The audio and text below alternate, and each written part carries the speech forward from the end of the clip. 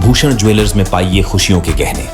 गोअष्टमी के दिन गोवर्धन, गाय और बछड़े तथा गोपाल की पूजा का विधान है। शास्त्रों में कहा जाता है कि जो व्यक्ति इस दिन गायों को भोजन खिलाता है, उनकी सेवा करता है तथा सायंकाल में गायों का पंचोपचार विधि से पूजन करता है तो उसकी सभी मनोकामनाएं पूर्ण हो जाती। आज सोलन की आश्रय गौशाला में गोअष्टमी के दिन स्वास्थ्य मंत्री द्वारा विधि विधान से गोअष्टमी की पूजा की गई। बातचीत के दौरान कर्नल डॉक्टर धनीराम शांडिल ने बताया कि गाय को हिंदू मान्यताओं में बेहद महत्वपूर्ण माना गया है। गाय को गौमाता भी कहा जाता है। गाय को माँ का दर्जा दिया जाता है। जिस प्रकार एक माँ अपनी संतान को हर सुख देना चाहती है, उसी प्रकार गौमाता भी सेवा करने वाले जातकों को अपने कोमल हृदय में स्थान देती है और उनकी हर मनोकामना पूरी करती है। ऐसी मान्यता है कि गोअष्टमी के दिन गौ सेवा करने वाले व्यक्ति के जीवन में कभी कोई संकट नहीं आता। गाय माता का दूध, घी, दही, छाछ और यहाँ तक कि उनका मूत्र भी स्वास्थ्यवर्धक होता है। यह त्योहार हमें याद दिलाता है कि हम गौमाता के ऋणी हैं और हमें उनका सम्मान और सेवा करनी चाहिए। पौराणिक कथाओं में यह व्याख्या है कि किस तरह से भगवान कृष्ण ने अपनी बाल लीलाओं में गौमाता की सेवा की है। इस पर्व को क्या संदेश देना चाहेंगे? देखिए, मैं समझता हूँ कि जो भी गौ रक्षा कर रहे हैं या जो गौ पूजन कर रहे हैं या जो भी, ये तो एक माँ का रूप है।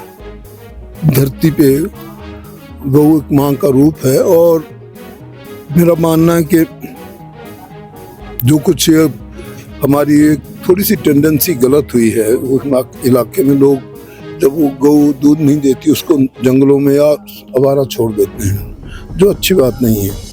मैंने सबको कहा है अपने क्षेत्र में, इधर भी और उधर भी, सभी जगह कि भाई अगर आप गौ रक्षा करेंगे तो मैं इसके लिए जितना भी कुछ इंसेंटिव है, जो बढ़ावा है, स्वयं भी दूंगा।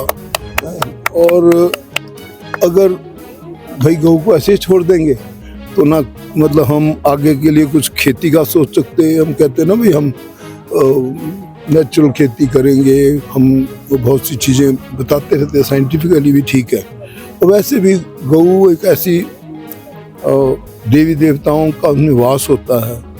गौ का घर में रहना एक बहुत समृद्धि का सूचक होता है। और ये जो लेटेस्ट ट्रेंड हमारे बीच में पैदा हुआ है, इससे अंकुश लगना चाहिए और धीरे धीरे हमें गौ रक्षा करनी चाहिए और गौओं को पालना चाहिए। क्योंकि मैं समझता हूँ कि जब गौ के गोबर का कहीं पे भी, मतलब अगर आपसे उसे लिपाई करेंगे मिट्टी में मिलाकर, तो उससे सब कीड़े मर जाते हैं। इसी प्रकार से अगर गौ का अगर हम यूरिन भी अगर इस्तेमाल करते हैं या इसका कुरला भी करते हैं तो हमारे सब प्रकार की बीमारियाँ दूर हो जाती हैं। ऐसा मैं स्वयं किया, तब मैं बता रहा हूँ। मेरा मानना है कि आज गौ रक्षा की ज़रूरत है और जिस प्रकार से इन्होंने किया, बिशन सिंह जी और सारी जो पार्टी यहाँ पे जितने भी हमारे साथ यहाँ काम कर रहे हैं, मैं तो उनको बधाई देता हूँ और जो भी इसके लिए संभव होगा, जो सहायता हम कर सकते हैं, अवश्य।